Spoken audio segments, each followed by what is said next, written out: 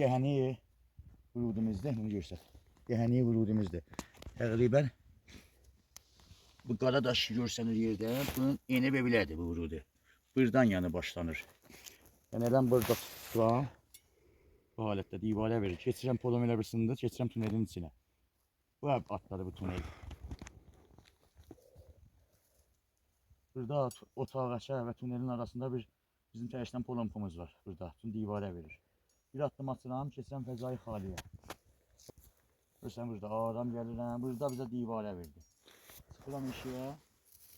Tərəfdən qaytarır içəri. Bu əbəd otağaçımızdır. Gəlirəm. Yekədə bir otaq. Burada tərəfdən sındırdı. Burada kamilən sındırır. Bir tabaqdır. Bu əbəd otağaçımızdır. Gəlirəm. Bir açayım. Bu cəhəni vurudumuzda, bunu görsək. Cəhəni vurudumuzda. Otağın üstündə burada cins verdi. Burada ki bağlayır qapının üstündə. Gedirəm qabağa. Burada açıb bağlayır. Bir dənə cins buradadır.